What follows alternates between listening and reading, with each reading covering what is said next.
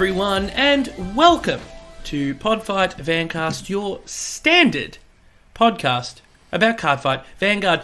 Today, you've decided that you want to get yourself into a Cardfight pro wrestling match. Looks like it's a death match. You're going to have a fight, and it's going to be part card, part wrestling. So you want to get a manager in your corner. You want someone who's going to be able to help you make sure that you win. Someone who's got all the tricks up their sleeve, who'll throw salt in your opponent's eye when the ref's not looking. That's right, it's me, your Vanguard manager for today, Nate. Ring the bell. Ding, ding, ding. Who just rang the bell? Why, that's right, it's not the referee, it's not the commentators. In fact, it's not even a member of your team. No, today, the timekeeper, the guy who rings the bell. Well, that's played by Ryan. Say ding ding, Ryan. Ding ding. Hi Ryan. I kind of want to say hi Ryan. Yeah, so you screw me, I screw you back. That's fair, that's fair. Thank you for joining me today, Ryan. Oh, good to be here. I love a good wrestling match, so I'm happy to be here and ring the bell. Well, we're sitting ringside because we have a good view for today's podcast for everything going on in and around the world of Cardfight Vanguard. We've got a great... that might be a bold word, actually. We have an episode of Cardfight Vanguard to talk about. And we have some cards to talk about. A little bit of news in the Cardfight world. A little bit of goings-on, especially in English, that you're going to say is not a shock. And we are 1 week removed. Not even at this stage. Yes, Good Lord. No. 5 days, 6 days. For finally getting our hands on those cards. Ryan, tell me, are you excited? I am super excited. I can't wait to run down and get those cards. About time. It is. I have not been hyped for a few bits of paper in such a long time. I have to agree with you there. I just can't wait. I can hardly speak. I can't hardly speak anyway. But that's not the point. I was going to say that doesn't change a thing, right? No. But yeah, I'm just super excited. This Friday coming, we'll get to finally see and play cards that we've been talking about for what, 13, 14 weeks? Dude, this is episode 15. 15 weeks. Jesus. Right. Yeah, cool. Man. God, what have I done with my life? Mate, every week for the last 15 weeks, we've found time to sit down and talk about Cardfight Vanguard. I love it. You know what else we've found time to do, right? Each and every week, you and me together both. We found time to sit down, crack a cold one, and join in on the Oracle Drink Tank. I don't want to know what you were thinking. I only care about what you were drinking. Hey, tell me, what was that drink you just sang? Right here on Oracle Drink Tank. Yeah. Now, I say cold one, but today I'm drinking a hot one. No, it's not a hot toddy. No, it's not a warm cider or a mulled wine. It's something a little bit different. It's a little bit out there, something a bit shocking. So if you're under the ages of 18 to 21, feel free to join me because this is a cup of tea. Very nice. So I just went out. We were just out for dinner. So I've had a beer and I had a couple of glasses of wine. And I got home and went, yes, we need to do this podcast. And I've got nothing in the fridge. And we're cleaning the house and my box of beers is jammed up the back of a wall behind a bunch of chairs and furniture that we're getting rid of. And I looked at that and went, I'm not digging through that to open a warm beer. So I thought I would enjoy a nice cup of tea. Mm-hmm. A cup of tea before the pod and on the pod, and then before bed and probably in bed. Very nice, very nice. Mm. Well, I will be drinking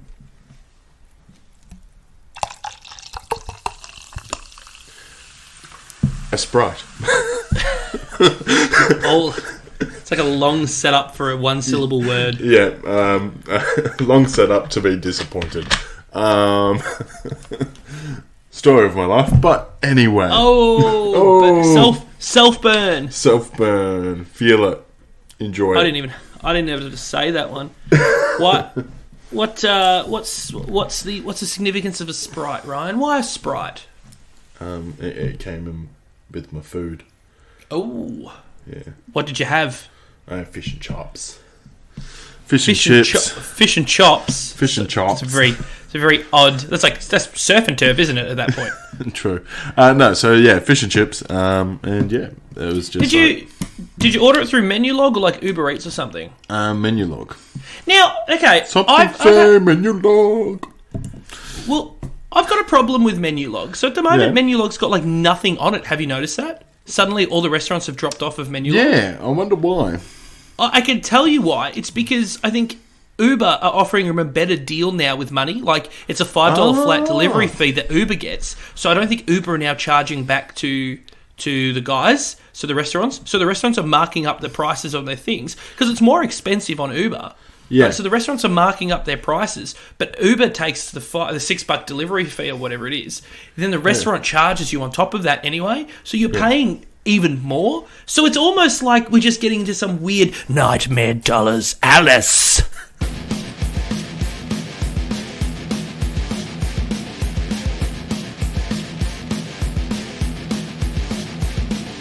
Nightmare dollars, Alice! Did you spend a lot of cash? What did you buy this week?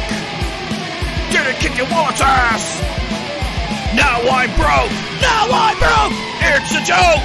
I've got no money! It's got no money! Seriously, Mum, can I borrow $50? That was a good Come one. on. The moment you said you ordered food, I said, that's it. I'm turning this one into the segue. Folks, join us for the last week where Ryan and I haven't spent money on Vanguard. No, that's not true because the trial decks we've already paid for.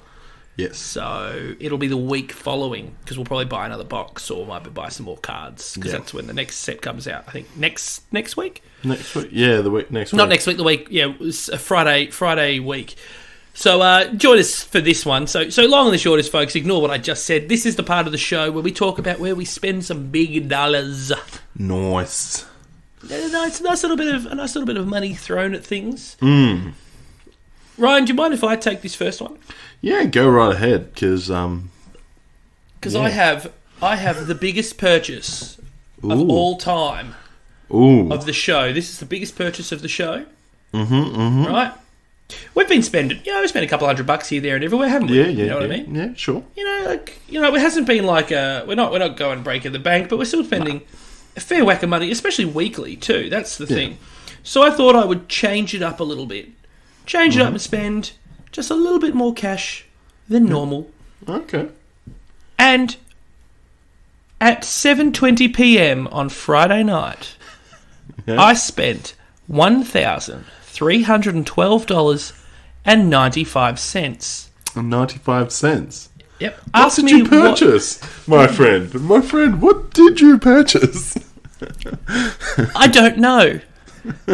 No, what? How can you not know if it's your own money? So I'll tell you. We're at a birthday party. We're standing at the bar. And the drinks are all on the bar tab. So, I don't have to pay for any of it. But my pocket vibrates anyway. So I pull my phone out and have a look. And there it says, you've just spent $1,312.95 at Angus & Coote Summerhill. So that's a jewellery store. So some son of a bitch has gotten my card details and has either purchased it online or in store because the app doesn't know. It literally reads, either spent online or in store. What do you mean? How do you not know how that was paid for, firstly? But someone has gone and spent $1,300 on probably some crappy jewellery. So I hope you're freaking happy with yourself. So anyway, I spent an hour and a half on the phone at this birthday party at a bar to the CBA to get them to cancel my card. Hour and a half. It was entertaining for me to watch you while I stuffed my face. I was going to say, and you pop out every now and then. Hey man, do you need anything? No. All right, see you later, bud. Have fun. and go back in. Yeah. Tell ya. So that's not my expenditure, but it still came out of my account, so that was great. Still counts. Hopefully I get that money back, I'll tell you. Yeah. What else did I buy? Well, Kate, here we go. There's one for Kate. Caitlin just purchased me a pair of Air Jordan 1 purples. They're purple. You know how I am with purple shoes? Yep. Or purple anything. So there's a big wad of cash she just forked over for a pair of shoes. Very nice, very nice. So this weekend, Caitlin and I have spent an awful lot of money. Granted, Caitlin did it on purpose. I didn't, but that's okay. So, the folks, that's what I did. I bought somebody an engagement ring, a very cheap one. So, if you're listening, your partner doesn't love you that much. Spit at them. Yeah. Pew! Patoy, you bastards! Pay in cash next time. What do you mean I can't put a subdivision in my backyard? I'm Italian, I can say that. Ryan, what did you spend money on this week? So it wasn't Nightmare Dollars Alice-like, but sure. I just bought some Lego and I'm setting up my I'm going to set up a nice pirate themed Lego, which I'm going to enjoy building. I'm excited for you on the pirate themed Lego. Yeah, so that should be fun. I just got to actually do it. But that's about it. And I think, and I remind you, I was this close. If my car didn't get cancelled, I would have bought Resident Evil as well. I didn't realise that Resident Evil Village had come out. Oh, shit! It came out yesterday. Not yesterday. Sorry, Friday. And I was like, damn, I would have bought that. But now my car's been cancelled. I really just don't want to, buy things.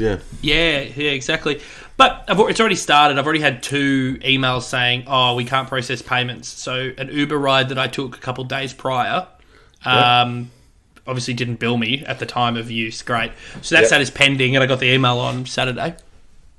And then, yesterday I also got an email from Good Pair Days, which is a wine subscription service. And I haven't had any wine delivered for about a year because it was during COVID, and I thought, whatever, I've got enough wine, move on, and I want to save cash over COVID. Anyway, I thought, oh, you know what? Now I will restart it. So I restarted the damn thing. It was supposed to be sent to me today, and I got the email at about midnight. So this morning I saw it saying your payment can't be processed, and I was like, "Oh, you're absolutely kidding me!" And so I can't give them new card details until my new card arrives.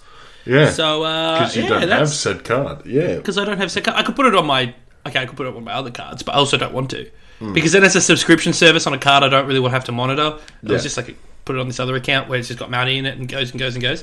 So anyway, that was my problem. So there you go. Yeah, good problem. It's a huge pain in the ass. So anyway, look, all I know is that whoever stole this money, I hope they catch him. I hope he has to go to court, and then he's walking down the things, and the reporters shove their cameras in their face. And yes, they're from the news, but before they go any further, they say, "Hey, how are you? This is the drive check-in." All right now, for all you boppers out there in the big city, all you street people with an ear for the action, I've been asked to relay a request from Podfight Vancast. It's a special for the listeners, that real live bunch who play Vanguard, and I do mean the listeners. Here's a hit with them in mind. Drop check-in, we want to see you wearing a grin. No need to be bitter, just let us know upon Twitter. Hashtag Hi Ryan, let us know if you're flying. Or maybe you're glad to listen to me sing you the song in the perfect key.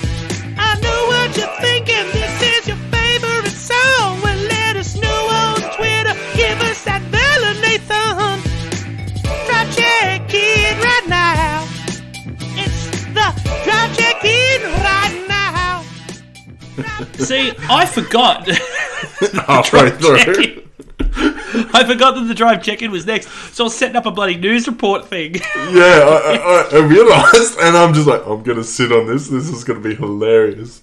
Because I was going to give you like a little segue with saying, "Oh, that's a shit week," But no, I was like, no. Let's see how you go. Hey, that's all right. Like I said, they're from the news, but they need to ask first. Yeah.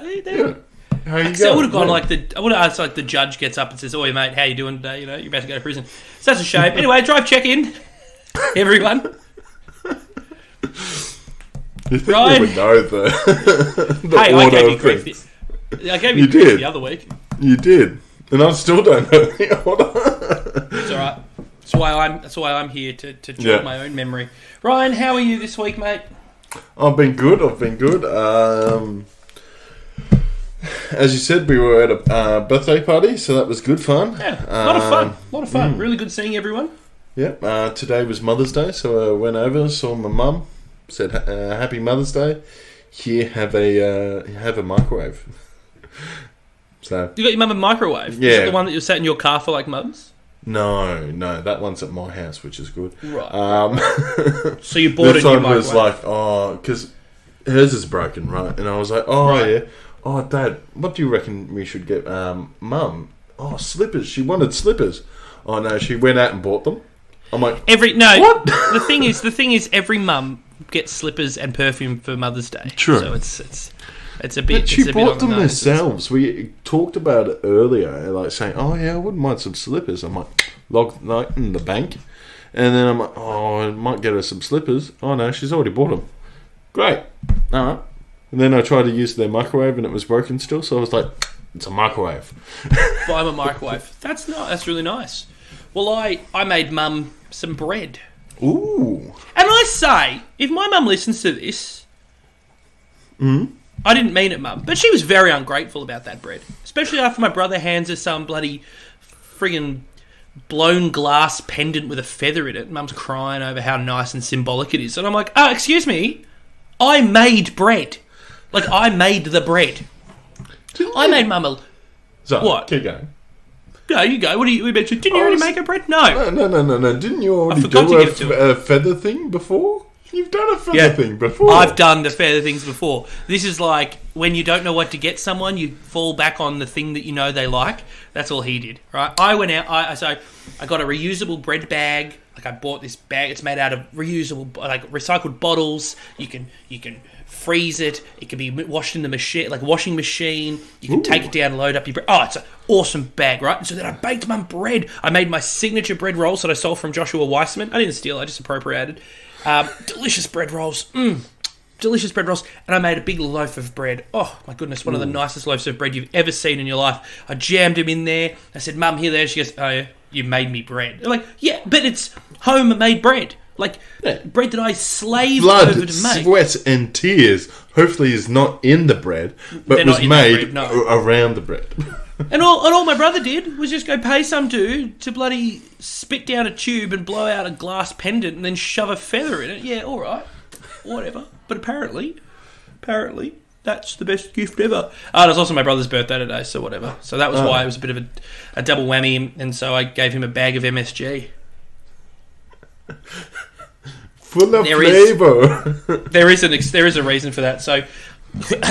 So yesterday, my dad umpires baseball. Yesterday, my brother and I went down and watched Dad umpire baseball, and he took a baseball right to the head. It was awesome. He had his mask on and everything, but like a full pitch to the mask, and Dad just no-sold it, right? Full no-sold it. It just hit the mask. He didn't flinch, nothing, right? Obviously, it didn't hurt him because the mask is there to stop it. But it hit at like 90 kilometres an hour into his mask. He didn't move. He just took it like a champ. And everyone gasped, but he's like, I'm fine, keep going. And then some other guy hit the ball into his own ankle. Yeah. So he hits it, it goes down, and that dude like dropped like a sack of shit to it. But he had the ankle guard on, so it was like a similar thing. So I was like, I'm going to say my near 60-year-old father is stronger than like a 28-year-old, 30-year-old. I was like, pussy. And then I got asked to leave. No, I nearly got into a blue with someone though, because he kept mouthing off at Dad, because Dad made a call, very questionable call. We won't talk about it. Yeah. And so I defended Dad, and I told this dude what he can do with his opinion. Yeah. And he backed down. Nice. He was a drunk old bloke too. He was just like mouthing off. And that's what ruins the game. The more you keep mouthing off, it's like, dude, I'm just trying to watch the game. All right, shut up.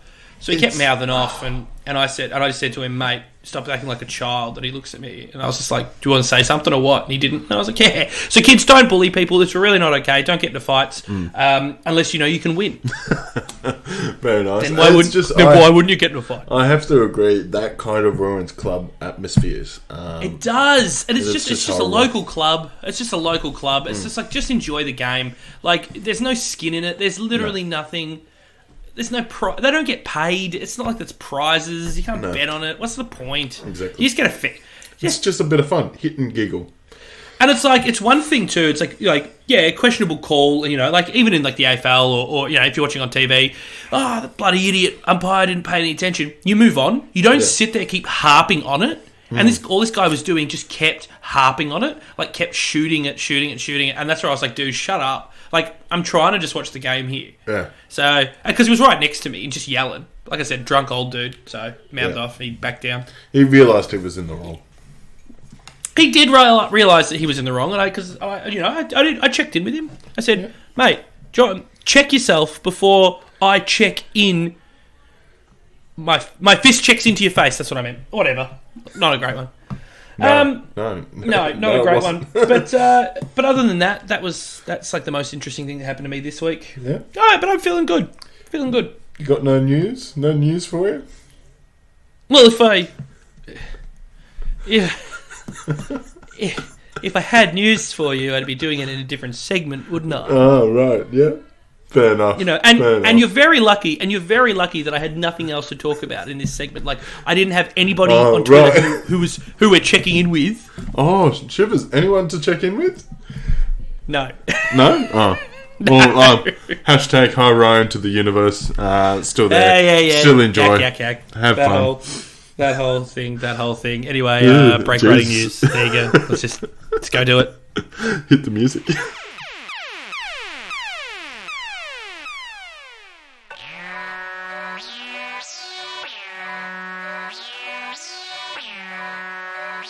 Stand up. It's break riding news. Give you information, we ain't leaving clues. We just tell the truth about that Vanguard life. Not some celebrity in trouble with his wife. Maybe it's a card you like. Maybe it's a card that just ain't right. Boom, boom, 1, 2. Hit you with that insight. So stand that Vanguard. We here all night. Aight? It's break riding news. It's break riding news. Break riding news. Give you information, we ain't leaving clues. We out of here. Retire that vehicle. Jesus Christ. Oh. Folks, if you're wondering, we do not rehearse any of this. We just go straight into it. We don't talk to each other beforehand. I've got notes. Ryan, do you take notes? If you want to have a look at my notes, alright, you ready? They are doodles. Little squares. Yeah, I was going to say, you're drawing squares? Yep. Little doodles. Okay. Yep.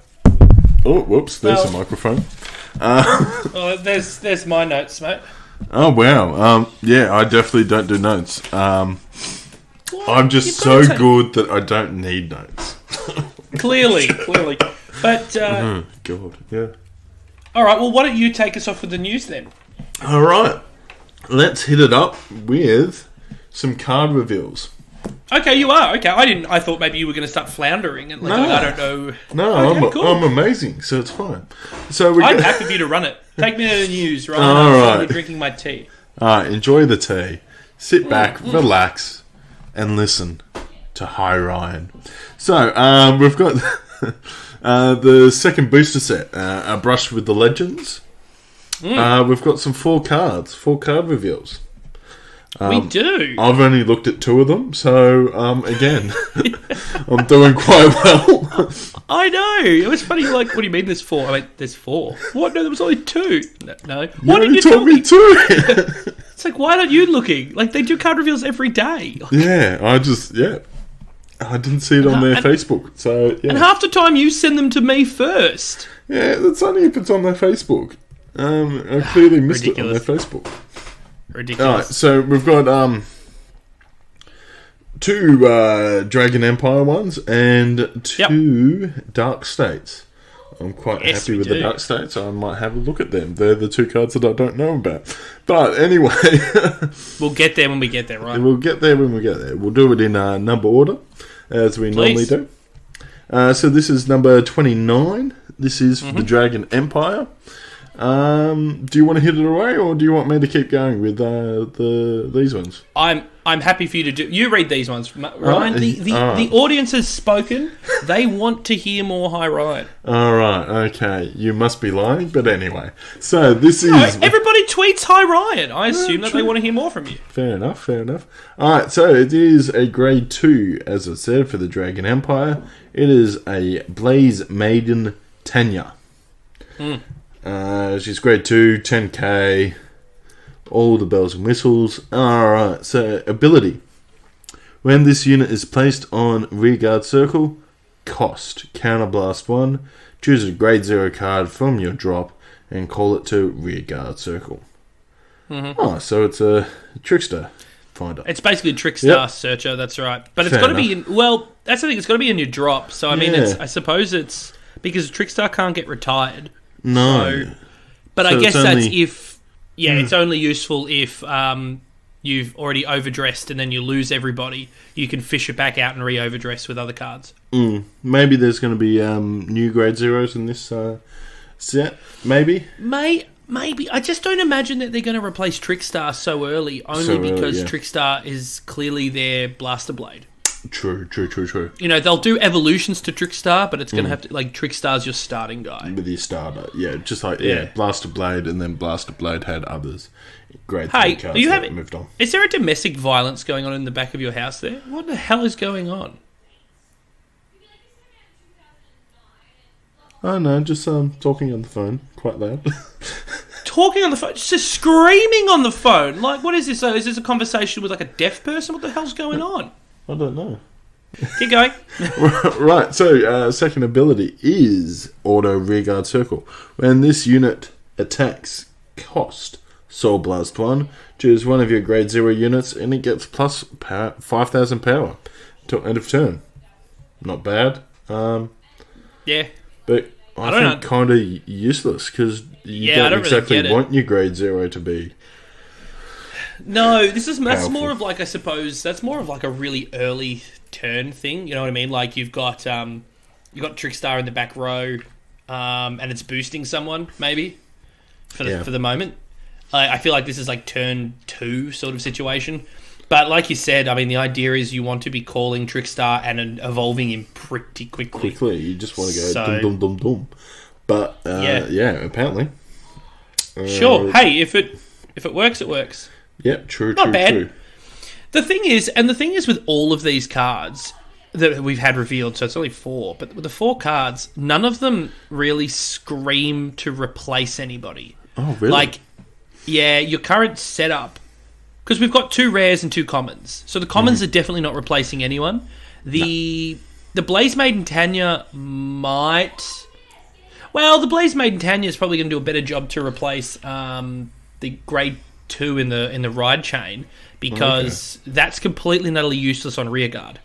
True. On rearguard, it only gets 2k power. Yeah. Okay, it becomes a 12k attack, fine, but this at least allows you to search for Trickstar. So this would probably do a better job at replacing that, but you'd probably unless you've already flooded your deck with different Virenas. But anyway, I think this one's got a better chance of getting in your deck, but I don't think the others do, quite frankly. Okay, that's a bit sad. Because the next one is a Dark States card, which is number 33. Yeah. It is Diablos Edge Grantley. Diablos Edge Grantley. Yep. Fair enough. Alright, so he is Act Rearguard Circle. Oh, sorry. He is a grade 2. He's got 10k. All the bells and whistles. So Act Rearguard Circle. Cost Soul Blast 1 until the end of your turn. Your opponent cannot intercept. And if you are in Final Rush, this unit gets plus 5,000. Oh, it's not too bad. It's fine, but like I said, I mean, the only thing is, do you want to be using unnecessary Soul Blasts? Yeah. Yes, your opponent can't intercept. That's fine. But really, that's only another 10k shield in the grand scheme of things, unless you've got those guys who end up in Guard Circle, get an extra 10. And if you're in Final Rush, it gets 5k power. Well, you have to pay the Soul Blast to get that 5k. And obviously the other Diablos boys automatically get the 5k. Eden prevents... No, who's the other one who prevents intercepting? His attack. I thought it was from the Festival Collection. Was it Jared? Yeah, I thought it was Jared. I thought it was the Festival Collection guy. Yeah, Jared. When this unit attacks, if you're in Final Rush, your opponent cannot intercept till end of that. Oh, so he's that battle, but the other guys... But dude, what else does Jared get? Because he gets power. Counter Blast 1, Soul Blast 1. Choose one of your units with Diablos in its card name, and it gets 10,000 power. So, yeah. Yeah, I feel that's better. Yeah. Alright, so you're right. Yeah, so it's Jared. Yeah, Jared. Jared is the card that does the... He does only for one battle. Grant Lee does it for that turn. But 5,000 to 10,000. And granted, it's Counterblast and a Soul Blast, isn't it? Yes, Counterblast 1, Soul Blast 1. I guess I shouldn't mock the unnecessary Soul Blasting, but I don't know... It's only a look. This guy's only a rare. Do you really have room to put that in when you've got so many others that are doing they're getting 5k power automatically, or they're getting 10k in a critical sort of thing? This is a budget. Right. This is a budget. You'd slot this in a budget deck. Yeah, you're right. It's just the grade 2 spots are pretty much used up. Yeah. So yeah, fair enough. Yep. Alright, next, my friend. Next one. It is number 65. It is Blaze Maiden Zara. It's a grade 1. It's got 6,000. We do have the flavour for this card. It is I Won't Lose. By the look of the ability, you might. Alright, so... I was going to say the exact same thing. I was like, "Trust me, Zara, you've lost." Right? Maybe we do. So, maybe we share notes sometimes. Maybe. Just when in the mind, we know each other's ways. So go up. Tell me why this card will lose. So continuous rearguard circle during your turn. If Blade Mason Ryu or Blaze Maiden Rhino is on your Vanguard or rearguard circle, this unit gets plus 5,000. So it becomes 11,000 booster. Yeah. Yep. Now, the worst part is, so it's if Blaze Maiden Ryu or Rhino are on your Vanguard or rearguards, right? Mm-hmm. Well, we know for a fact that Blaze Maiden Ryu and Rhino are your ones from the trial deck. They're your ride chain. Yeah. And as we've already established, you will not be running more than one of those. So it will only ever be on your Vanguard, right? Yeah. So this ability will only go off on turns 1 and 2 if you have this on the field by turn 1. Yeah. Mm-hmm. Otherwise, then it becomes a 6k vanilla. Like, that's... Yeah. So bad. And the only time... Okay, so let's say you're one of those people who... This would be a perfect card to slot in the trial deck. Yes. Right? That slots in the trial deck because you've got Ryu and Rhino. You've already got 4 of them or whatever, yeah. That's right. And you're not taking any out.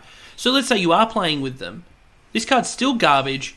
This would only be worth playing if it was continuous. If Ryu or Rhino are on your Vanguard rearguard, it gets plus 5k.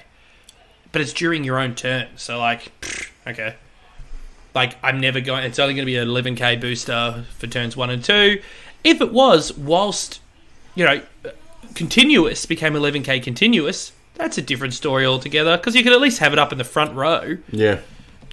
It's just... Yeah, it's... As we said, I didn't say this. It's a common... But so it's a common. It's nothing brilliant, and yeah, it's gonna lose. I'm sorry. Oh, terrible card, but perfect for a trial deck. Yes. Like if that wasn't the trial deck, you wouldn't. Yeah, a budget deck or the trial deck, you wouldn't bat an eyelid. Mm. Like if you would use that to replace the vanillas, like a vanilla 8k, you'd dump that for this one, and you'd be okay with it. All right, Ryan, take us to our last card then. All right, so the last card that has been revealed is Diablos, Madonna, Viola. Alright, so she is a grade 2. She is 10k. And auto Vanguard Circle. When this unit attacks, if your Vanguard is Diablos Violence Bruce, Counterblast 2, and this unit gets 10,000 until end of turn. Right. Too high cost. Way too high. Especially because we've literally just saw... if you're in Final Rush, you get 5k minimum, like, just for nothing. So, like, you have to have Bruce. Okay, that's fine. Counterblast 2 to get 10k power. Like, hang on, what does Jared do? Counterblast 1, Soul Blast 1, okay, but gives 10k power to somebody else. I mean, that's Counterblast 1, Soul Blast 1. Choose one of your units. It has to be a Diablos card. It gets but you could for less of a cost, you could give it to this unit. Yeah. Really? Yeah. Right. Yeah. But it's a common. Yep. It's one of those cards. Mm-hmm. Whatever. Again, budget. Yeah, budget. But even then, I'm not sure because 2 Counterblast. It's a bit heavy. But it's a bit rough. Yeah. Especially because now we're starting to. Initially, it's all you don't actually need you don't need counterblasting in a deck like this. But suddenly, the more you say that, the more you end up jamming cards with counterblasts in it. Yeah. So we don't. I don't know. Look, who cares? Who cares? Yeah. They're crap. Yeah. They're crap cards, and there's a reason for that because we got shown the rares and the commons. Yeah. So nothing don't care. Huge. We will find out later.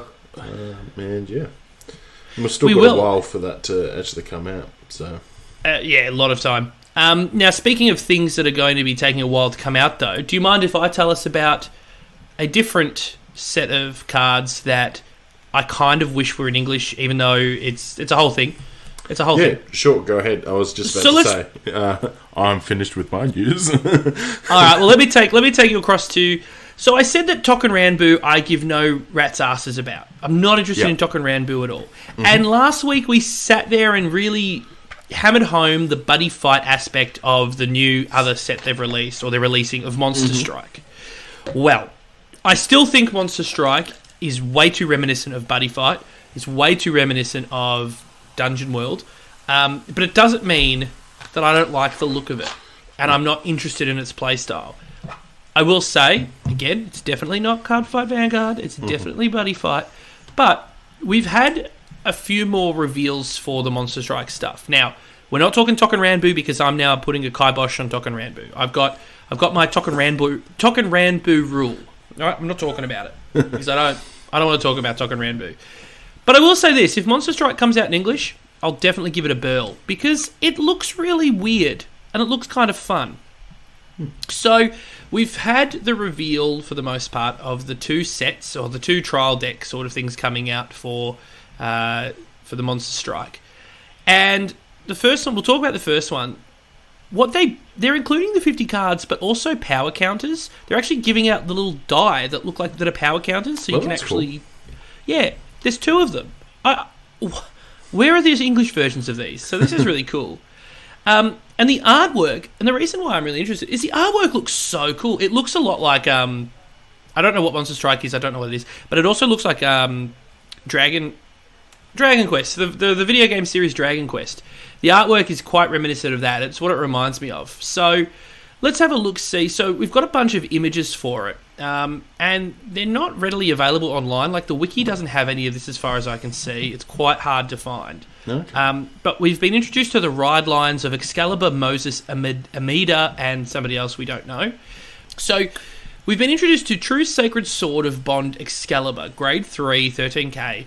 His abilities are, whilst on Vanguard, so during that unit's attack, it gets plus 10k power. Okay, so it goes to 23, right, on an attack. Yep. There's no caveat to it, it just is 23 on its attack.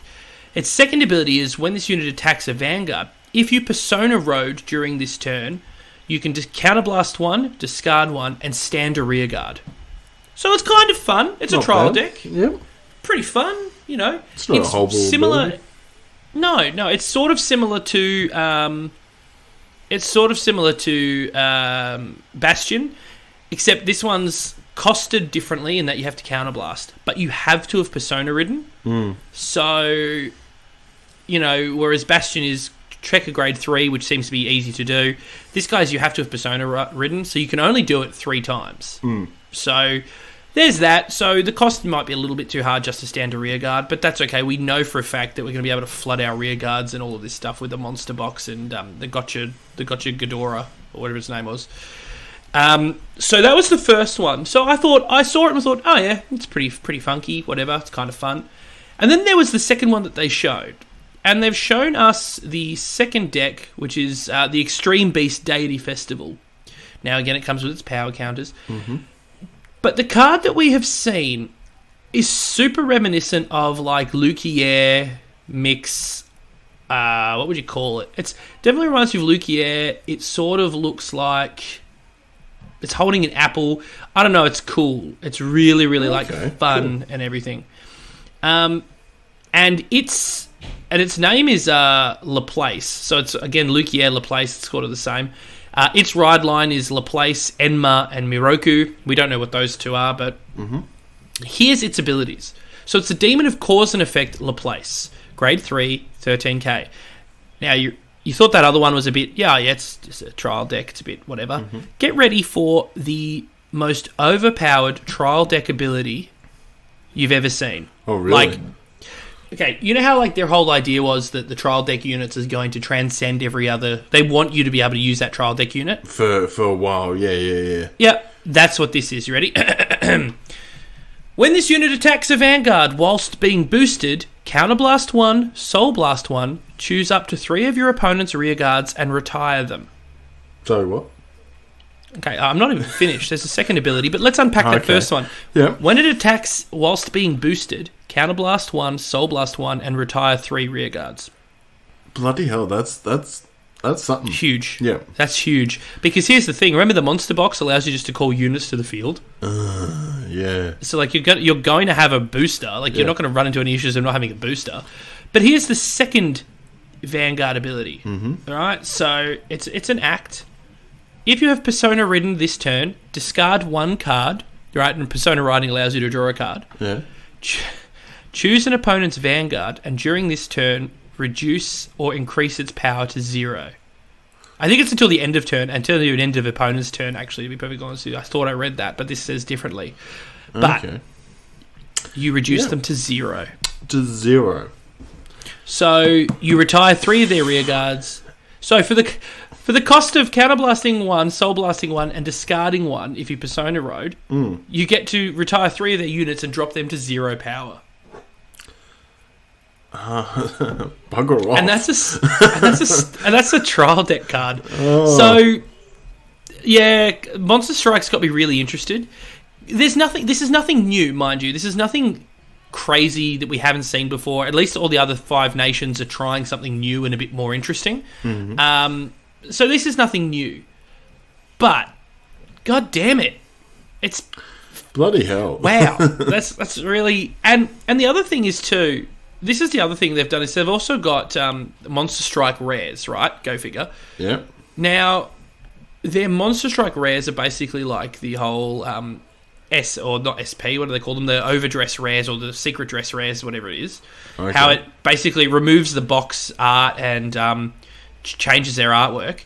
Well, Excalibur's looks pretty cool and all of that, but this Demon Laplace's one looks really, really cool. A lot of rainbowy sort of stuff going on.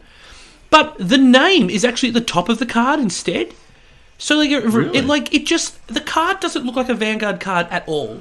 Okay. It's just so bizarrely out there. Their box for the 3 is super crazy and colourful and rainbowy, and all the numbers are written just like everything. It looks way cool. It looks really, really fun, but it doesn't look like a Vanguard card. Only solidifying my comments, this is no longer Vanguard, this is Buddy Fight. Yeah. It actually looks like, do you remember when the Omni Dragons came out? Yeah. It looks just like the font from the Omni Dragons. Oh. Yeah. Okay. So they probably they had to pay heaps of money for that Omni Dragon font, and they're just like, we might as well reuse it. Buddy Fight, Vanguard, whatever, Okay. Well, Yeah, so there you go. So Monster Strike is really got me interested. I imagine that's... Now, I imagine that Monster Strike is probably going to see some like real significant play in Japanese ones, and it probably will never make its way over to English because they don't even translate the name into English. Like when the English site shows off the cards, it doesn't translate their names. So like we didn't talk about that for Touken Ranbu, but at not one point in Touken Ranbu did they actually say what the card names were, and it was like, if this rode over, and then it was the Japanese characters, they didn't translate it. So it was a bit like, okay, we don't care. And speaking of not caring, again, we're not going to really talk about it, and I don't know if you saw this, but multiple times when they keep revealing all the Touken Ranbu cards, any sort of new ride line that they're or ride chains that they're doing, the grade 0 and the 2 are identical cards. They've done it like 4 more times. Jesus. Oh, okay. So I don't know what they've done or how that keeps happening, but when they show the cards off on the English thing, it's grade 2 and the grade 0 are the same. Seriously, jump on their Twitter, look at it all, and you'll see the same card repeat multiple times. So every time there's a new ride chain, the grade 1 and 3 will be different units, the grade 2 and the grade 0 will be the identical units. So it's sort of like that quality control has gone out the window. And that actually leads me to my last bit of news for Cardfight Vanguard, because quality control has certainly gone out the window. Have you heard of this, Ryan? Yes. The overtrigger fiasco that's sort of crept up? Yes. They wrote it on their Facebook, I believe, as well. They certainly did, and that's what I'm going to read to you right now. All right, so this is what they posted on their Facebook on Friday, I believe it was, so 7th of May. A production issue in the Cardfight Vanguard Overdress Booster Pack 1 Genesis of the 5 Greats Sneak Preview Kits has been brought to our attention. An error with the specifications led to the omission of the overtriggers that were meant to be included in the kits for use of deck building during the draft tournament. As the product is already in transit to your local stores, we are unable to rectify this issue before the product's release. Players may wish to bring their own overtrigger, available in one of the 5 start decks releasing on the same day for the event, or to use one of the printable demo decks that can be downloaded here. As for the overtrigger that was intended to be included in this product, it will be included in the Cardfight Vanguard Overdress Booster Pack 2 sneak preview kits as an additional bonus instead. We apologise for the inconvenience caused and will endeavour to ensure the quality of our products moving forward. Yep. They haven't even released a card yet in English and they've already cocked up. It's a bit bad, but it's also like, okay, it's just a promo, like... Yeah, but the problem is, okay, look, yeah, to be fair, it's a free card, whatever. It's like, move on, right? It's not something that you can get worked up on, right? It's you would only get it if you went to the draft things. It's a promo overtrigger, whatever, right? It's a free card. Yeah, but what it does also symbolise is that, like we said, there is no quality control. And it's problematic because this is something that would happen an awful lot throughout with English Vanguard. Constantly making errors in cards, constantly having to do errata because they don't check the cards properly. That's what it looks like. That's all it looks like. I hope that they don't continue doing this. Hopefully it's one and done. But yeah, I agree. If it's continuing like before, where it was just like, Japanese is all good, and English, there's a bit of problems. Not too many problems, but a bit of problems. Whatever. It's still going to be annoying. Yeah, and it spells disaster, really, that your very first set, or your very first introduction into Cardfight Vanguard Overdress is already marred with problems. And like I said, people are going to get upset about not getting their freebies. People just do. People don't understand that you're not entitled to it. Yeah. It's something they're throwing in. And in fact, they said, look, we'll throw it into the sneak peek kit number 2. You'll get 2 bonuses instead of just 1. Yeah. Or maybe the sneak peek 2 won't even have a bonus, so now sneak peek 2 gets a bonus. So go to sneak peek 2 and get your bonus. Yeah. There you go. So, I think that's the situation there, and it's just kind of crappy that already we've got that. But no, only love for Cardfight Vanguard, and no hatred here. Let's we want to be universally loving them, but you've got to get held accountable for things. And look, they've taken it already. They've acknowledged it, and it's good. It's not one of those sweeping it under the rugs thing. I mean, no. Vanguard has always been, at least this time around, they've been very open and admitting to things, but it's just unfortunate to see that this soon, so, this quickly. The opening weekend type thing, you know what I mean? Like, it's your opening restaurant, you're going over everything, and then you find out that your name's misspelled on the Facebook invite or something silly like that. And yeah, exactly. So exactly. Hopefully, as we said, doesn't keep happening, and let's just keep it going. Absolutely, positive vibes. Absolutely, yeah, exactly. Positive vibes only, right? Now, I was about to say that was the last bit of news, but that's not actually true. Oh, you have some more because, well, I do. So, because they've actually announced the. I realised this. I realised I took a screen grab of this, and I thought, oh sugar, we need to talk about this before we turn off the news for the day. We also have the promo cards for June. They've told us who our promo cards for June are. So I'll rattle these guys off if you're interested in hearing it. Please do. All right, so this is confirmed between May 31st, 2021 to June 27, 2021 in the USA, Canada, Asia, Oceanic, Europe and Latin America. Mm-hmm. The 5 cards that are available are as follows. Blazing Spear Dragon, Grade 2 for the Dragon Empire. When this unit is placed on rearguard, if your opponent has no units in the same column as this unit, counterblast 1, and it gets plus 10k power until end of turn. Meh. It's a promo. Yeah. Promo cards are never super useful. Sometimes they are. Like Pale Moon had, what was it, Jumping Bunny or whatever it was. That was a promo. And holy crap, was that not the most... Midnight Bunny, sorry. Yes. And was that not the most useful friggin' promo? Anyway. Lark Pigeon as well. That was my starting Vanguard. Yeah. That was a promo. So Blazing Spear, be good for Eugene. Because Eugene's all about trashing the columns. Mm-hmm. So actually, if you had this in the Eugene deck, Eugene doesn't get much love, so you might as well give it a bell. Give it a shot. Then there is the Direful Doll Violetta. So, which is funny because we've now got the Diablos. We've got Diablos Madonna Viola, and we have Direful Doll Violetta. So grade 2, 10k. It is for the Dark States. It's obviously a Direful Doll, so it's under that like evolved Nightmare Dolls. And it's if this card is in Soul, and your Soul has 10 or more cards, counterblast 1, call this to rearguard. Not bad. I like that. I like that a lot. Yeah. Like you would maybe have a couple of them in your deck just so you have a tech option. It's like, I need to fill my field up. I can call this from Soul and not have to... Like, if you've got more than 10 cards anyway, what does it matter? Yeah. Well, but definitely work for Baron Magnus. Yeah, Baron Magnus deck. That would work. Yeah, absolutely. So this would be a pretty good card to throw in there. You may not have room, but if you do... I noticed we're sort of going through these quite rapidly, aren't we? Because we don't really need to talk about it. There's nothing special to talk about here. Did I just say rapid, by the way? You did. Oh, well, that's because the third card here is Rapid Charger. I don't know why you needed a segue for that card. I don't know why I needed a segue for this, but that's okay. So Rapid Charger, grade 1 for Brandgate, 8k. When the attack this unit boosted hits, Soul Charge 1. Not bad. Yeah, but do you really need Soul in a Brandgate deck? I don't really remember already. Yeah, I haven't really looked too much. I know there is, but I know there is some Soul Charging, but I don't really.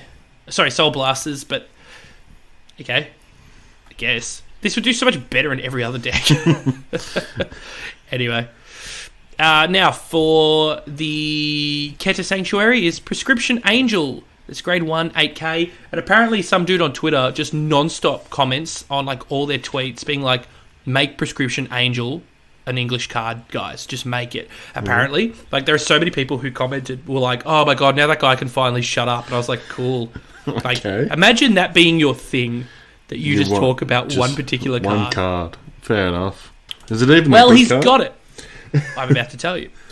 So it's grade 1, 8k. When it's on rearguard, obviously. When your Vanguard is attacked, counter +1, retire this unit, choose a face-up card in your damage zone, call it to guard circle, put the top card of your deck into your damage zone face up.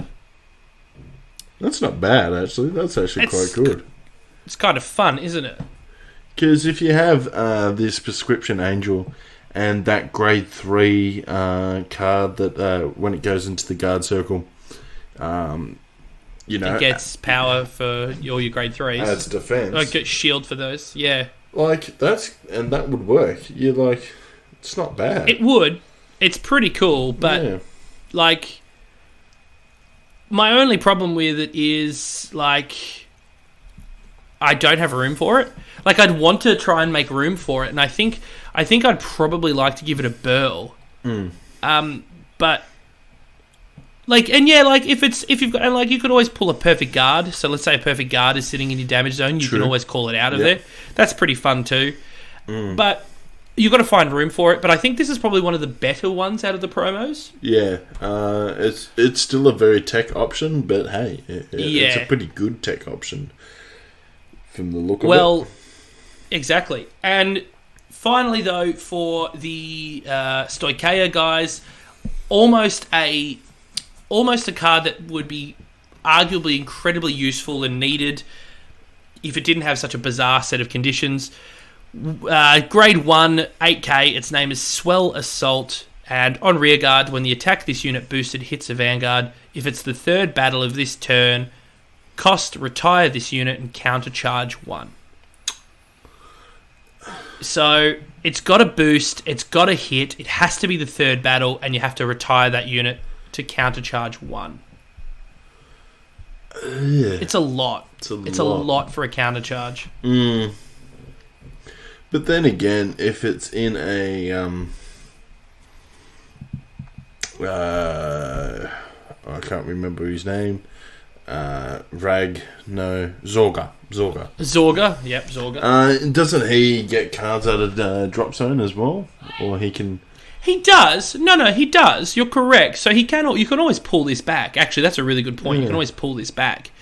But I sort of feel like, well, you've got a boost, so that's one thing. It's got a hit. And it has to hit a Vanguard, that's another thing. And it has to be the third battle. So you don't really want to go, okay, I've got my field flooded with these guys. You know what I mean? And the other thing is too, it's all well and good that you can use Zorga to pull him back from the drop, but Zorga's ability is a counterblast to do that. Yeah, are you willing to pay a counterblast to uncounterblast just for one turn? Yeah, and it's so I can countercharge, so I can undo that counterblast I just used. It's a bit... Why would you bother? Yeah. So...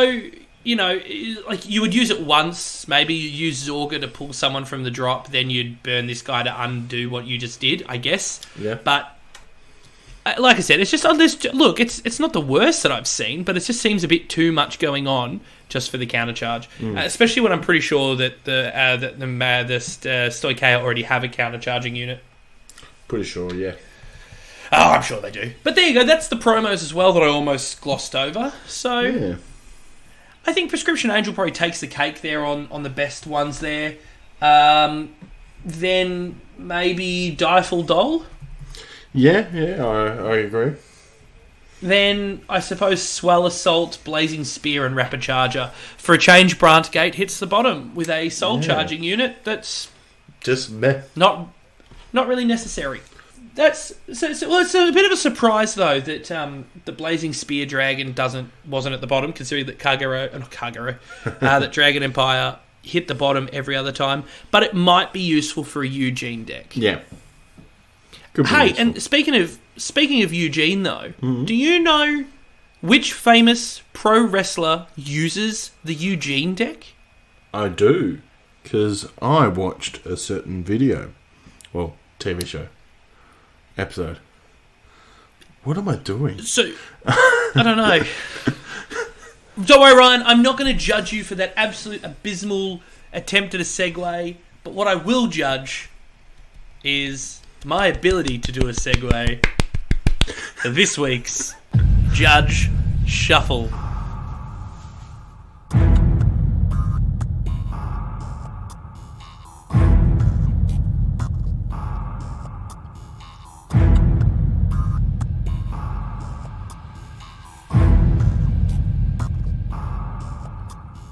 Judge Shuffle.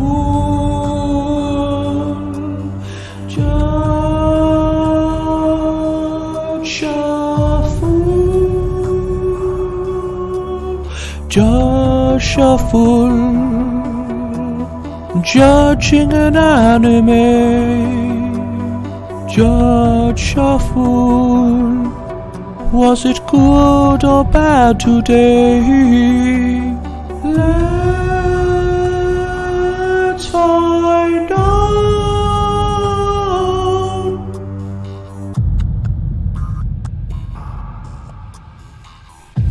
Yeah, that was well played. Dude, we had a great one lined up, and you choked. And you people want to hear more of High Ryan. This is what you're getting yourself into. Yeah. You give him all the power.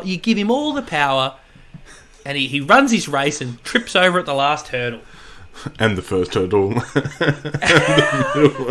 Just all the hurdles. He runs through the hurdles. Yeah, by the end of the race, he's the guy with all the hurdles. Yeah. Ryan, this week's episode of... I was about to say Future Card Buddy Fight. That's so wrong. Ooh. Well, is it though? This week's episode of Cardfight Vanguard was all about professional wrestling. We're watching a card game anime. We're watching an anime about kids playing a card game, playing wrestling. Yeah.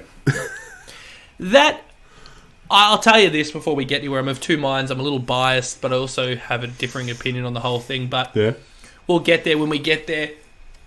Ryan, what was the name of this week's episode? This one was That's Cardfight Pro Wrestling. Episode 5. Number 5. Well, this one probably had me the most excited for because pro wrestling and as we know, New Japan Pro Wrestling and Cardfight Vanguard are so closely linked to each other because they're both owned by Bushiroad. Yep.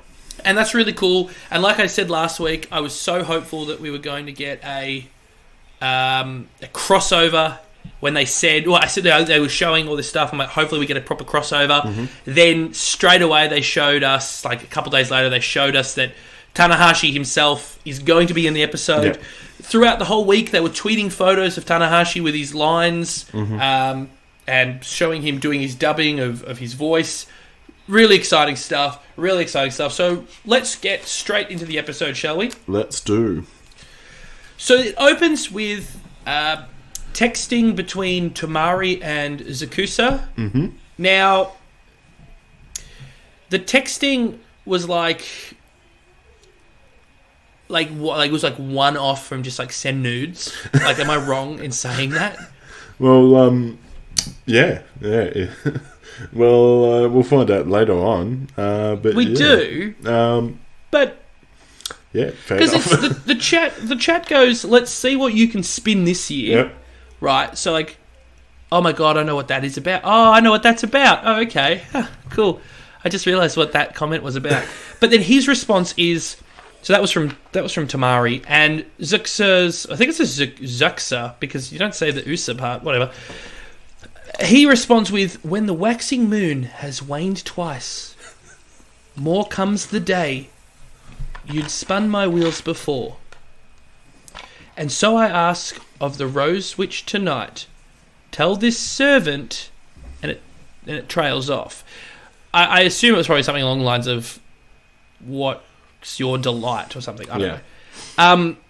And then it sort of cuts back and we've got Zuxa watching what I assume is New Japan Pro Wrestling. Yep. Because we have Tanahashi standing in the middle of the ring on TV. And then Danji texts him and asks for something fun. It's like, is there anything fun to do? And this is where he does that weird, like... It did that weird sort of love triangle thing again. Where, like, it sort of pulls away and you see Zuxa sitting there going like, oh, interesting. And then he replies with, question mark? But then it zooms out to show it says, what would you like? Yeah. And it just, the way it sort of implied it was like, he was like cracking onto him too. I don't know if that's necessarily what it was meant to, but did you get that vibe from that scene too? It was a very weird scene. I was just like, okay, yep, cool, yep, mm-hmm. But thankfully they broke that tension quite quickly by playing the intro. Yeah. Really great intro. I really liked that intro. Good intro. I skip it every time, but I quite liked it the first time I watched it. So anyway, we find out that Danji is wanting to become a wrestler. But then it's not so much that he was wanting to be a wrestler, so much as that he was asked to be a wrestler by the Neighborhood Pro Wrestling Association. Yep. Right. And we see this old bloke say to him, hey, brah, I need you to don the mantle of our neighborhood hero. Mm-hmm. And hands him sort of like a pink mask. And Danji's all, okay. So Danji's doing it to revive pro wrestling in their prefecture because it's going extinct. Mm-hmm. Right? And so pro wrestling's going extinct. So rather than focus on card fighting, let's focus on wrestling. Yeah. So this is what this episode's about. So he basically says he's got a week to get himself into shape. It's all about the week thing. Yeah. Like every week it seems to be like 1 week on Vanguard.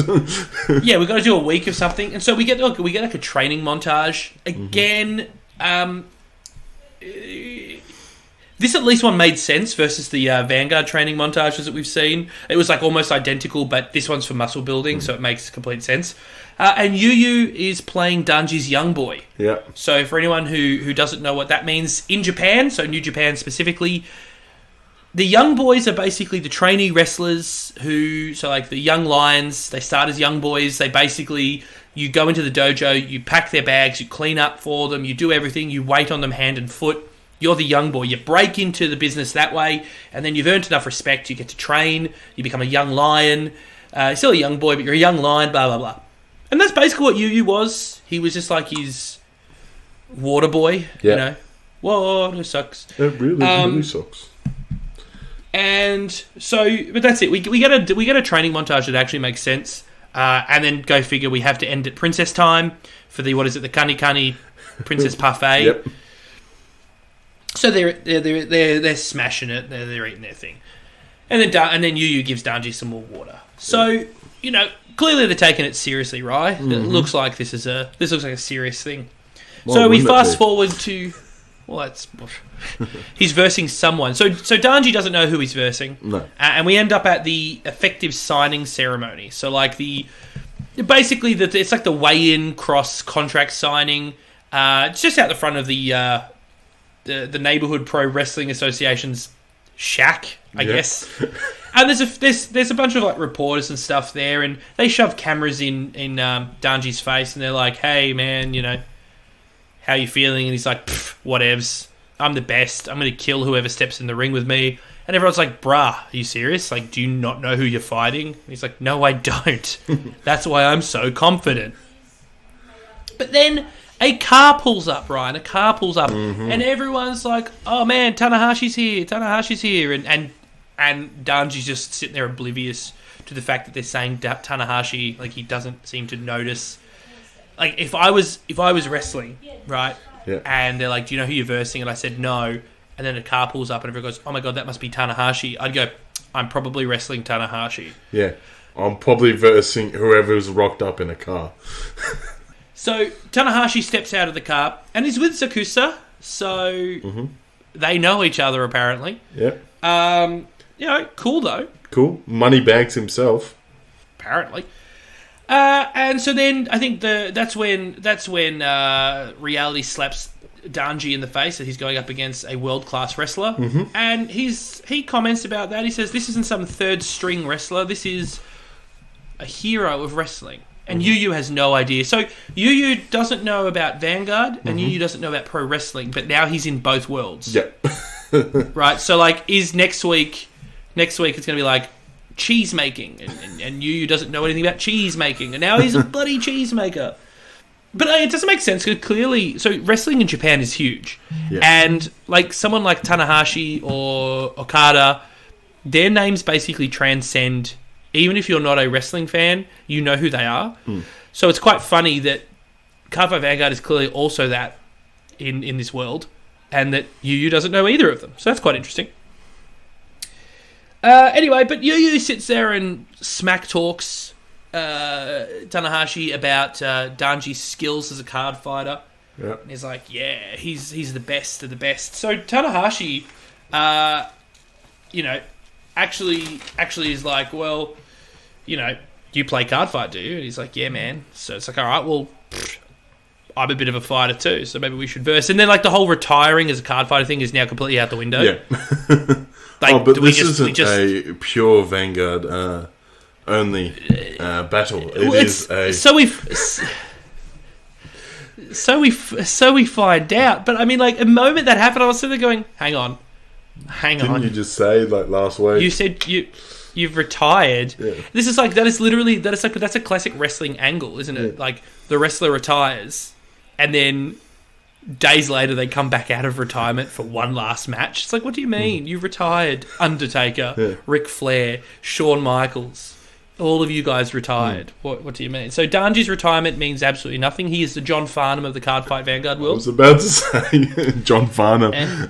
He's a singer down here in Australia, and he's like, did a This Is the Last Time tour for the fans, just so you know. So that was for headlining things.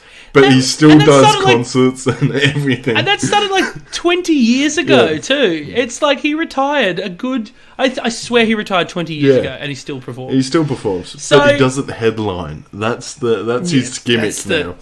That's the thing. I'm not. It's not my show. Yeah. I'm just on someone else's. But that's Danji, and that could be what Danji is. This is, well, we find out actually a bit later too that technically it wasn't Danji having a match. Remember, he's in a mask. So Danji's like basically going to make mincemeat of Tanahashi, and he rips apart. So remember in the first episode, to show that bully how strong he is, he doesn't rip the book because he hasn't read it yet. Yes. Well, he rips these books. This time he rips 2 issues. He does at once. And he says that these were last week's issues. So he's already read them. So I did enjoy that as well, where he's just like, oh, those were last week's issues. I'm happy to rip them. And he's like, yes, bring it back from the first episode. And that was really cool. That was a great throwback. That really was. So, yeah, so that was really fun. I liked that. That was great. That was really cool. So, we fight... But what happens is, though... Because of this whole thing, Tanahashi's like, dude, I challenge you to Cardfight Pro Wrestling. I don't know what that means. Sure. Right? It doesn't really explain what that means at that moment, and it does a bit later, and then it's absolutely not wrestling at all. No. So this whole thing goes out the window. So we get a contract signing, the two sign the contracts, and this isn't... Even though, this is the thing, even though Bushi Road's running it and you've got Tanahashi involved, clearly they've never watched a wrestling show in their life because the contract signing ends without someone going through a table. It was very prim and proper, which I was a bit confused about. I was like, well, what is happening? To be fair, it's a very New Japan way of doing it. New Japan does the exact same thing. They do it like in front of a press conference, but... Come on, how cool would that have been that Danji smashes Tanahashi through a table? And he's like, oh, I'm going to get you next week, brother. Like, that would have been great. Like, how cool would that have been? Or even just gone, I will critical trigger you, over trigger you. Yeah, something like that. I'll hit you with the final rush. So... Boom. So... Basically, now they're discussing... So the group of them are all at Wonder Hill, and they're discussing what is a card fight pro wrestling match. And Tamari comments that Zaki, and she calls Sakusa Zaki, and it's like, what? And like, they got pet names for each other now? Good for them. And that's poignant, as it turns out. Yeah. So...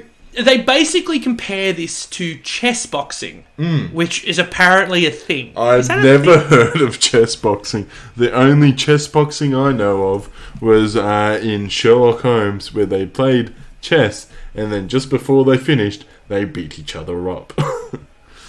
Well, apparently chess boxing is basically identical to what we get to witness here, insofar it's a sport where chess and boxing are put together. You literally compete in alternating rounds of chess and boxing. Of course. So one's physically demanding and one's mentally demanding. So you do your chess, and then the time rings, and then you punch each other for a bit, and the bell rings again. So we find out that's what they're doing here, but card fighting and wrestling. So, we have like this situation. And what we actually find out too is if you can end the card fight match before the bell goes, you actually will stop the entire match. Yeah, you win. Right? So you win. So basically, pinfall or submission in the wrestling rounds will end the show too. Yeah. But if you can beat them before the time runs... Because at first I was like, what? Yeah. If you just beat him at a card fight, it's over. That doesn't make sense, because one round, it's over. I don't understand. And then I'm thinking, hang on. So if Tanahashi wins, does that mean they automatically go to wrestling? Is that what they were trying to imply? So no, what it turns out is if you have like 2 minutes to verse each other in a card fight. But the card fight then doesn't carry across, as far as I could tell. It was very confusing. I was just like, anyway. Do they start again, or what is happening here? But anyway. But I'll talk about what bothered me with that match in a minute, because they yak on about it and saying that if he can win the card fight before the time runs out, he doesn't have to wrestle Tanahashi, and that's his big plan. Yeah. But now we learn that we get to the match. This is the big day. It's at a big stadium arena or whatever, and we learn that it's 12 rounds. And it's now a death match too. They've called it a Cardfight Pro Wrestling death match, of course, which was just awesome. But then this is where it was like, okay, this is where it's starting to lose me, that it doesn't feel like a wrestling match now, because it's kind of implying it's more like boxing, because boxing has 12 rounds. Wrestling doesn't have rounds. No. So yeah, but I get it. No, I do get it. I understand how this worked. So I'll pull myself back from that. But I still didn't particularly like it. Call me old-fashioned, but I really like my wrestling. So, they're getting ready, and old mate's putting on his mask and all of that, and Yu's asked if he needs water, and Megumi's like, no, I'll get the water. So they rush off and get the water. They bring him water back in, and as they're going, as we're watching them walk away from the camera, Sakusa and that old bloke from the Neighborhood Pro Wrestling Association are there in the shot too. So it didn't make sense where they were coming from, because it's like they would have had to have walked right past them, and they didn't see them. Nitpicky, I know, but I just saw that and laughed and thought that was really silly. Not the point. So, irrespective, let's get straight to the match. We basically get the introductions. We have the Nightmare Born of Kaga. So she's about to introduce Danji, and she realizes it's not Danji Momoyama. And naturally, it's Tamari doing the voiceover.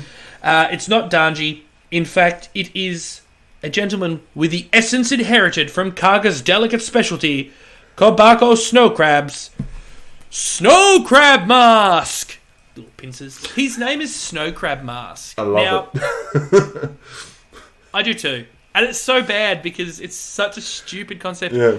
Basically, one of the biggest wrestling stars in Japan is Tiger Mask. And Tiger Mask was portrayed by lots of different wrestlers. You were Tiger Mask when you put on the mask. And Danji is Snow Crab Mask because he's wearing the mask. It's like Batman. You put on the cowl, you are Batman. Well, Danji is Snow Crab Mask. And Snow Crab Mask is over, man. Yeah. People love him. People loved him. I don't know why, but people loved him. People loved him. He must have a long cherished history.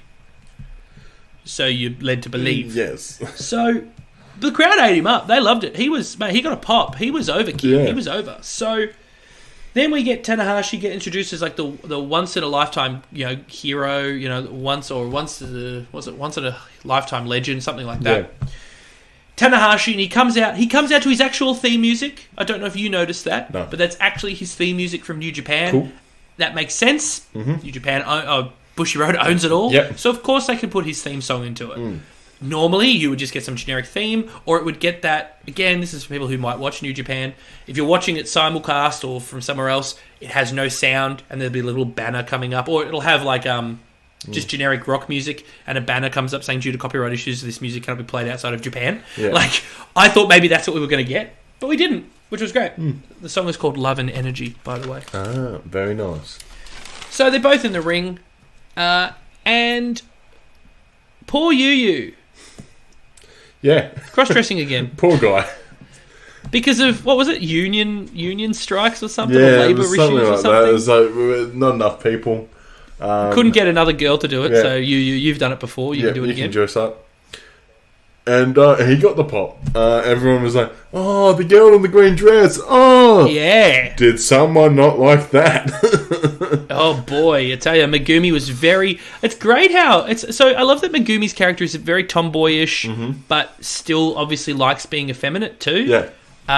Because took grave offence to her not being the attractive one to the crowd. Yeah. So beat the living hell out of Yu with her flowers. Yeah. Which was funny, so that was quite funny. It's interesting, like it's giving me some character development, and we can talk about this at the end, but we're getting a lot of character development for some of the characters. Some of them I still don't know anything about. Yeah. But at least for Danji, Yu, and Megumi, we're getting a lot of character development for them, and I really quite like it. So, Ryan, what deck does Hiroshi Tanahashi play? He plays the worst one, Dragon Empire. and it's the Eugene. I mean, come on, man. I was just like, I would have thought, because there's that Nova Grappler guy. Yes, but we didn't even get any. We barely saw any card fighting, man. Like it wasn't even card fighting. But I swore they were going to just jam the Touken Ranbu deck in because he's on the Touken Ranbu tokens too, isn't he? So I thought maybe he'd have that and no one would query it, and we just got a bit of a cheeky show of the Touken Ranbu. But this is really the only look we get at the card fighting themselves. Yeah. Like we got a little bit there. So then that round ends because Danji's so obsessed with what's going on. Danji misses his chance to, I guess, finish him, maybe. And the bell rings, so we have to move on to wrestling. So it's pretty dumb, conceptually, but whatever. Let's suspend our disbelief on that one. Yep. And this is where we get, like, Snow Crab Mask. Like, I'm loving Snow Crab Mask. He's running away doing his little pincer maneuvers and diving under the ring. He's very comedy-style wrestling. So it looks like that was probably what Snow Crab Mask was all about. Yeah. But we get a dragon screw. Like, he gets... So Tanahashi gets Snow Crab Mask back in the ring, and suddenly Snow Crab Mask is very skinny and pasty white, which I didn't notice prior to that. No, I was just like... And I was like, wow, he's really weedy and white. Like, I was like, is that why he's Snow Crab? I guess. Didn't really notice that. So Tanahashi rips a dragon screw, and then in a move that's really quite dirty and like quite heelish, and I don't really think Tanahashi was playing the bad guy realistically, but obviously he wasn't the crowd favourite for the sake of it. But he rips off Snow Crab Mask's mask. Yeah. Which in Mexico is instant disqualification, mind you. But we're in Japan, okay. But that's a pretty dog move, and like a referee wouldn't be okay with him doing that. No. But anyway, it was all to reveal that it wasn't Danji. It was somebody else, and it was some dude. Oh, is that dude? One of the dudes from Team Blackout, I think. And turns out that, that's basically how, that was one of their plays. That way Danji didn't have to wrestle with somebody else. Plan A. So Plan A fails. So Danji gets in the ring with a bunch of other Snow Crab Masks. And a dropkick reveals instantly who the real Danji is. Yep. He's like, I know which one is like the tall, tanned one with muscles. Yeah, you're the real one. I'm not dumb. Yeah. And so basically they get into a fight, and they're doing that. So we're just alternating between cards and wrestling. But there's a part where there's a chop to the chest that is so hard that the mouthpiece of Danji's mask explodes. Yeah. And it comes off. So now we have Danji's face like partially exposed because a chop to the chest hit him so hard that his mask exploded. Yeah. Oh, it's like you get hit, you go. So he just got an explosion of air. He's lost so much air that he forced this mask off. Now, I will say this: there was a comment by Megumi around this point where she says, "What happened to the Vanguard part?" Yeah. Now, Do you reckon that's the writers like what? going like, okay, we know, guys. Yeah. This is the 5th episode so far with very little Vanguard in it. Yeah. We have no discernible plot. We apologise. Here, we'll put this in, or do you reckon it's just an arbitrary line that I picked up on and they're like, well, that's really funny? I reckon they knew it was a campy episode, and they're just like, you know what, we're gonna have good fun, laugh at ourselves. I think so. I think so. Laugh at ourselves. Have a bit of fun. I think you might be right. I just think that sums up the whole episode of what happened to the Vanguard part. Yeah. I've got to say, like I said, I'm biased because I love wrestling. Yeah. But I echo Megumi's comments there. But we're not done yet. No. We still have some wrestling to do. Mm-hmm. And now we just heavily focus on the wrestling match. So the card fight's out the window now. No more card fighting, effectively. Let's get back into the wrestling. We get a sling blade. And they called it the sling blade. I'll say this. So it was really quite funny, though. A move that's incredibly overdone in wrestling now. Yes. Features in the show. I was waiting for a super kick or a Canadian destroyer, but neither of those came up, which is a shame. But every wrestler does a sling blade. So, of course, they had to include the sling blade into the match. Mm-hmm. Then they do the other overworked spot, which is no selling chops, as they're chopping each other's chest and not selling it. We then get the 12-6, which is like a leg hook suplex fisherman's buster by Tanahashi. He hits that. Then he hits the high fly flow. His finishing maneuver, the high Ryan fly flow. Hashtag high Ryan fly flow. So it's just like a diving crossbody sort of thing off the top rope. Crashes into Danji. 1, 2, rope break. Danji has his foot on the bottom rope. Maneuver right there. That's it. Danji had that ring awareness. He knew where he was, and he got his foot on the rope, so he breaks the count. But then he gets him up. But then, he gets up and he's like, I'm going to win. I'm not going to lose. And he basically gets Tanahashi up in probably what he's going to do, like a brain buster. And he collapses. And Tanahashi falls on top of him for the 3 count. Now, if that was on WWE or AEW, the fans would have revolted. The fans would be saying how crap an ending that is. And I have to agree. That's a pretty terrible ending for an otherwise relatively okay worked match. What a shocking ending. That is a Chris Jericho falling off of the War Games cell onto a crash mat through the cardboard that we're told is steel and concrete. It's not good. Or that is the exploding barbed wire death match. Puff of smoke instead of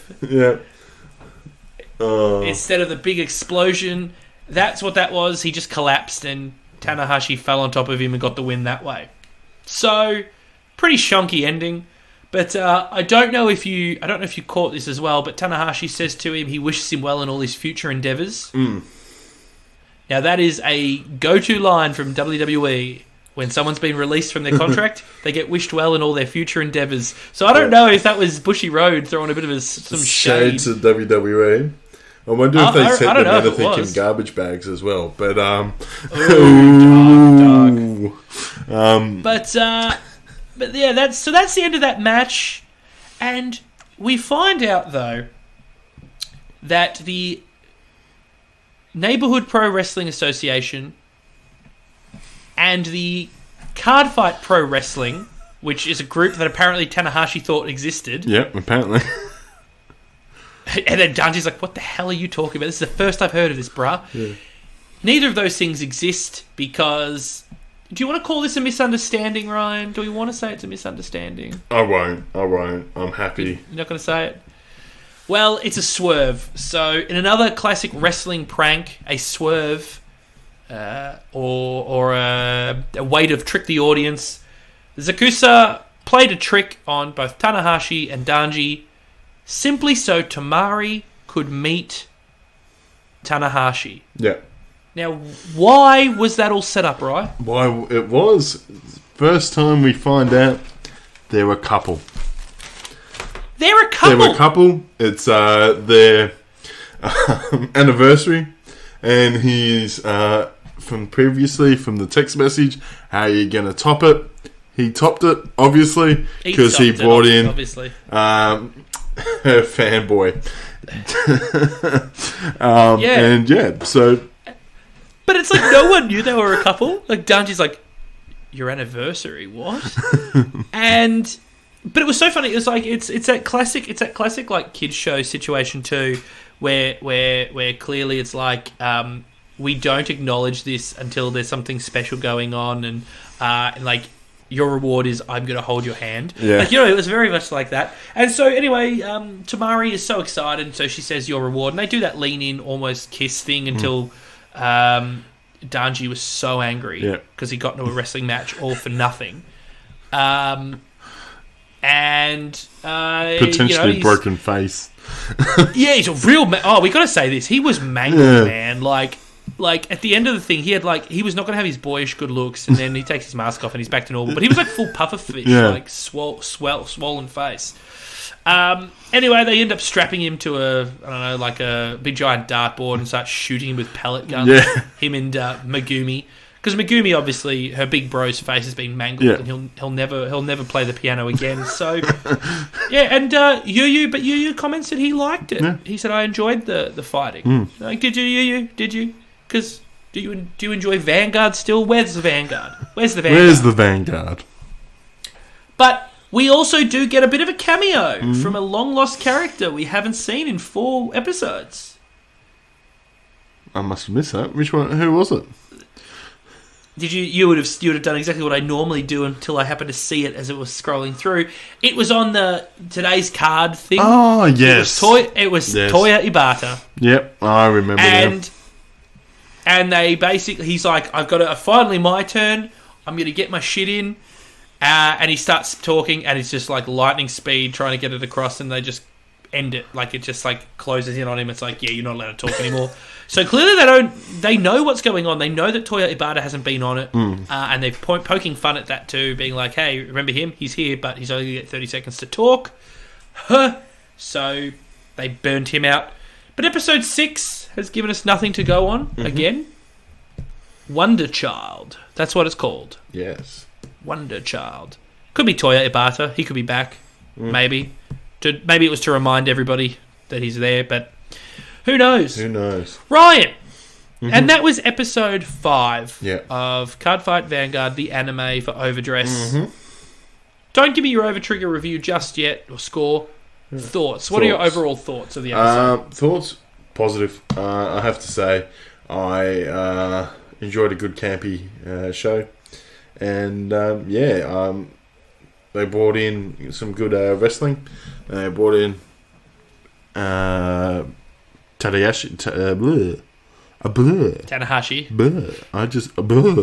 Yes. So you just cocked that up. I completely did. Tanahashi. They brought him in, which was good. Throw out some good promos there. Bring out a good name, a big name. Why not? And it was just a bit of fun. All right, so your Overtrigger? My Overtrigger? It is 1 campy Overtrigger out of 1. Okay. Yourself, my friend. Tell me. Sure. Now, I'm a mark, so I like wrestling. I like Cardfight Vanguard. So this is like a zombie western for me is like a great combination because I love western movies. As in like cowboys, and I love zombies. So 2 great genres. So for me, you've hit the nail on the head. You give me 2 genres I like: Cardfight Vanguard and pro wrestling.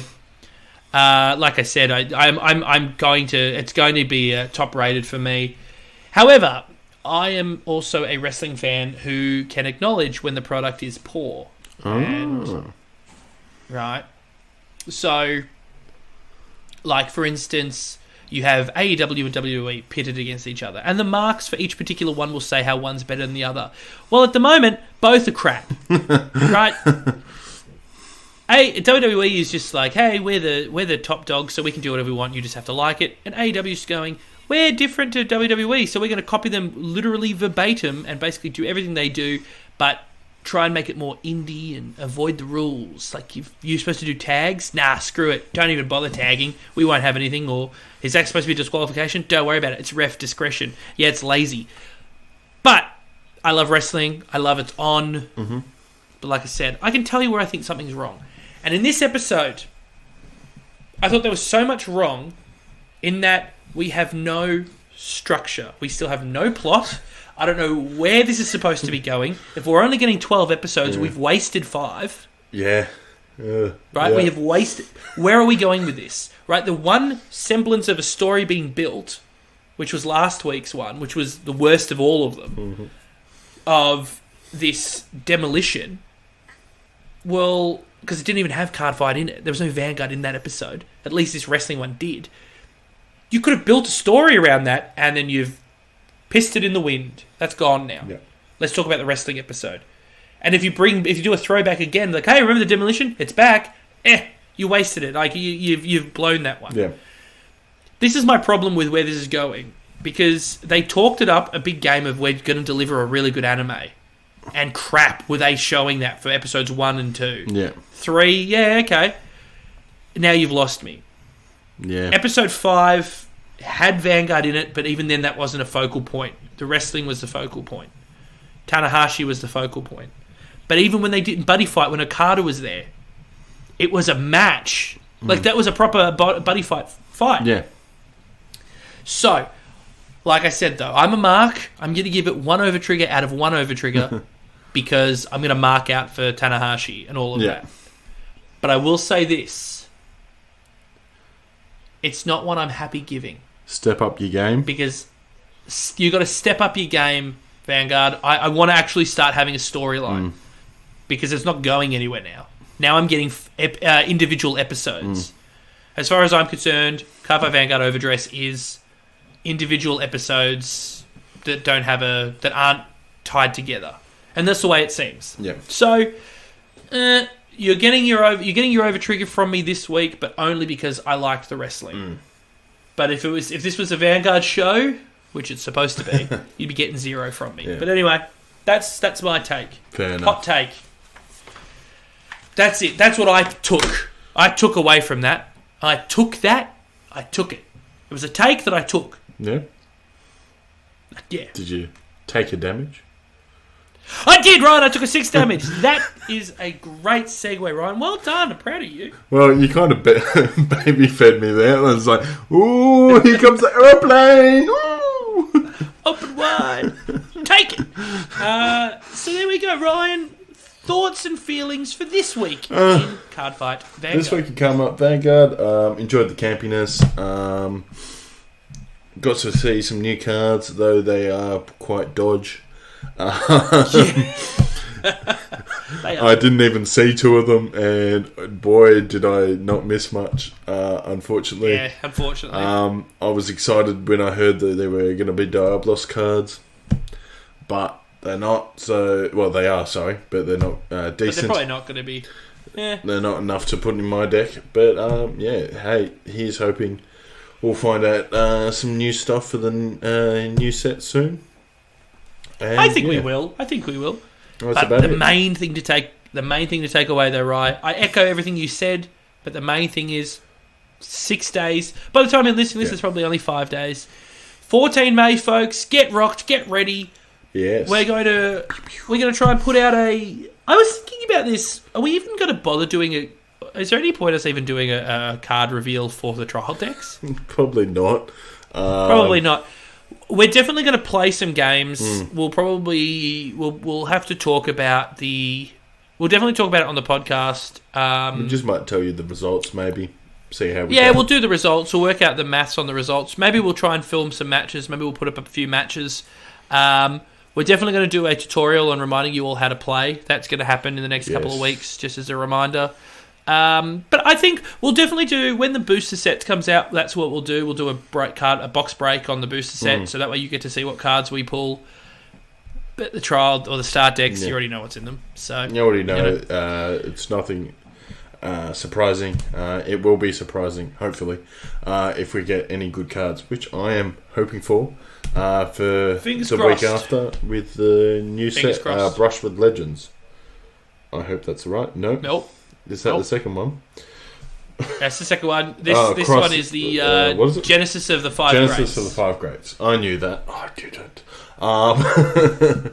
Mate, that's why I'm here. I deliver the truth. I'm the play-by and the facts. I'm the play-by-play commentator. You're the color commentator. You just excellent. fill in with the quirky Racky comments. retorts. Ahoy! Yeah, you're that guy. You're that oh boy. Well, on that disappointing note, see, I was channeling my Jeremy Clarkson there. Follow us on Twitter at Podfight Vancast. Shoot us an email, podfight@gmail.com. Tell your friends. Yeah, tell your friends. Tell your friends. Tell us about you. Tell your friends on the Twitters. Hashtag Hi Ryan. That's about it. I don't know if there's anything else. Review us on. If you listen to us on iTunes, review us on iTunes. Give us a 5 stars, and tell everyone on the reviews which one of us you'd like to wrestle and why. Do it in the review. It'd be so weird. No one will have a clue what's going on. And then we'll read it and go, well played, well played. Yeah, that's right. Yeah. So do that. Tell your friends. Tune in next week where we will talk about the cards. Ryan, it's 11:30. I'm going to bed, bro. Yeah, that sounds like a good thing to do at the moment. Yeah. Well, you know how I like to sleep? Mm-hmm. With a little bit of music. Oh, that's nice. So play it.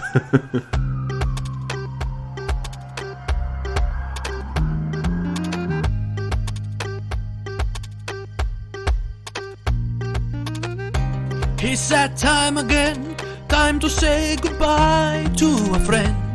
Oh, don't cry, for we will ride again. Dry your eyes. Well, we will ride again. No sighs. We'll be back next week, my friends.